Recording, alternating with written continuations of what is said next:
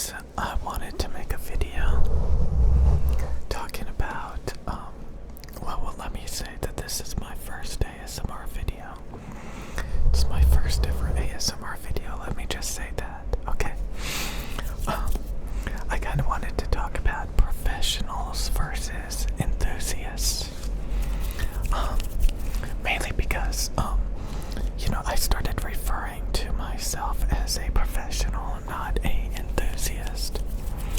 A enthusiast is pretty much like a derogatory term for anybody that is basically a mindless consumer. They're those types of people where they get into a hobby, and rather than mastering and actually using that hobby in a productive manner, they do it in a very wasteful, mindless, easily influenced perspective. So, there's a lot of places for enthusiasts to go. Like, in the headphone community, there's like a place called Headfi, or other, places, where they talk about equipment like microphones. It's like gear. It's like Gear Space or something like that. And you'll find a lot of people just wasting their time spinning their wheels. Not talking about the scientific characteristics of equipment. It's people that buy a ton of microphones. It's people that buy a ton of headphones and earbuds, IEMs. And they get hyped up about the latest products. They refuse to look at frequency responses, technical performance. They are tone deaf. And you have to wonder, like, why are they buying all this crap? These companies just sit there and hype up, new products constantly. And these people in these communities just eat it up. They're like, ooh, a new product. Wow, I'm excited. I'm gonna buy it.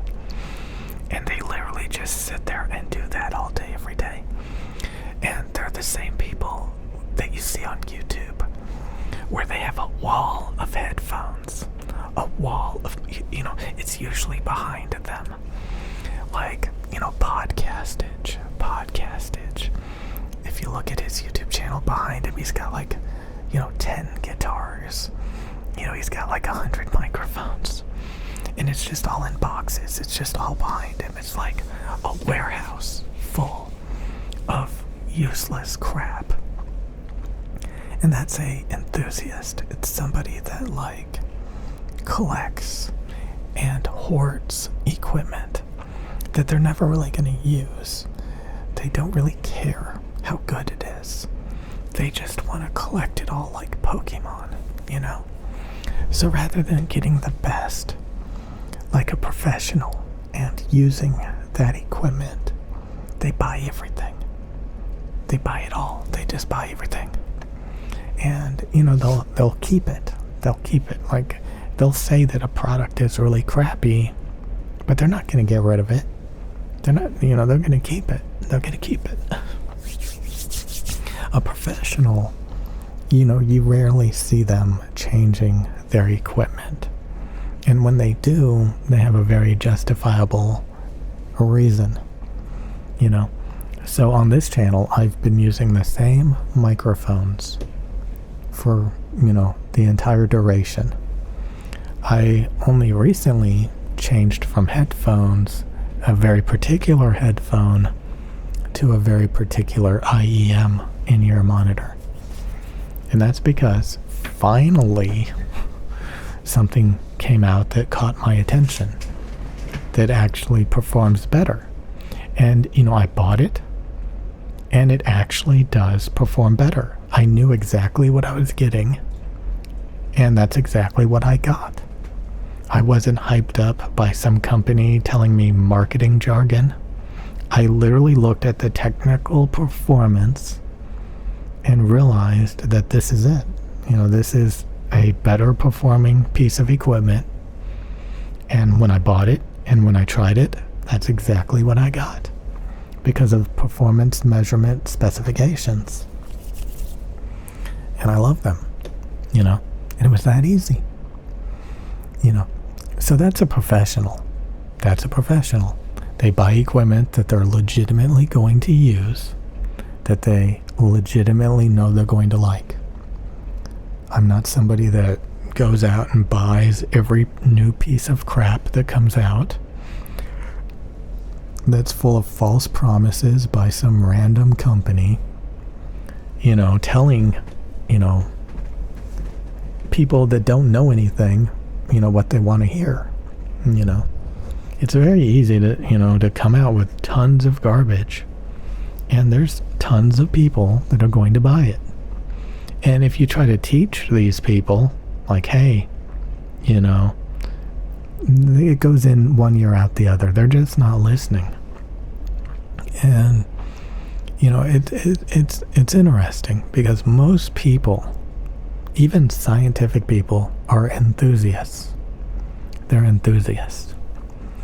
And, you know, so there's no use arguing with them or trying to teach them things because they don't want to listen. And again, that's perfectly fine. Everybody has their own opinions. Everybody has their own perspectives. And you know what? You don't have to have perfect stuff to get the job done.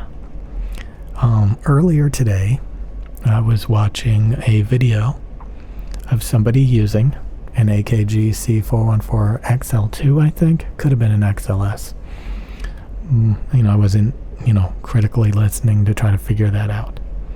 And I have to admit, it sounded good. It worked. You know, in a mix, it was, you know, a musician. It sounded perfectly fine. It worked. They didn't need to have the microphone that I use or the microphone that I recommend. They were using a microphone that, in my opinion, sounds kind of lumpy, sounds kind of funky. But in a mix, in their song, it didn't matter. It sounded good, you know? It was good enough. Now, maybe if I was a musician or something, I would have maybe been a little bit more critical about it. But when I was listening to it, I was like, wow, this sounds really good. They're really talented. The music, the singing, it's really good. So, you know, you can be a professional musician, a professional artist, and work with, you know, slightly flawed equipment, you know, and still be a professional, still get the job done with amazing results. So, it happens, you know. But, you know, the way that I do things, I'm usually critical listening, bare bones, spoken word, and, you know, whatever. Or, you know, listening to music. Again, if you're using headphones to master and to, you know, listen back to things, yeah, I don't, you know, as long as you're used to the equipment and you're not doing stupid stuff when you're mixing and mastering to begin with, you know, it doesn't, you know, you have a wide selection of headphones that you can use. They can be tonally all screwed up. I don't think you need perfect sounding headphones to mix and master, if you know what you're doing. You know, I don't think you need perfect equipment for most situations to, you know, listen back to things. It doesn't need to sound perfect, you know. There's plenty of YouTube channels that use all sorts of microphones. Nobody complains.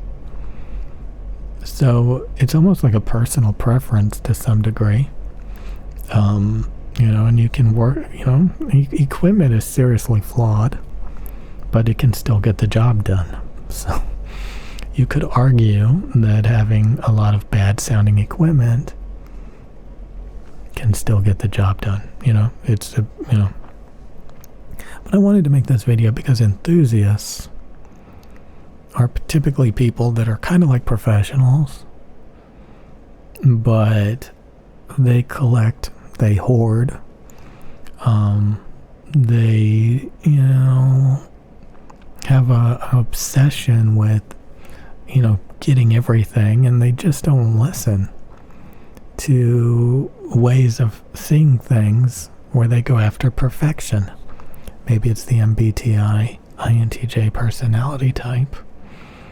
But professionals typically don't change their equipment that much. Perfectionists, they don't change their equipment that much once they find good equipment.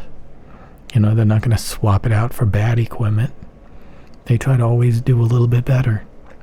And as they do a little bit better, it kind of narrows in. It kind of funnels in. They're not going to, use equipment that sounds bad.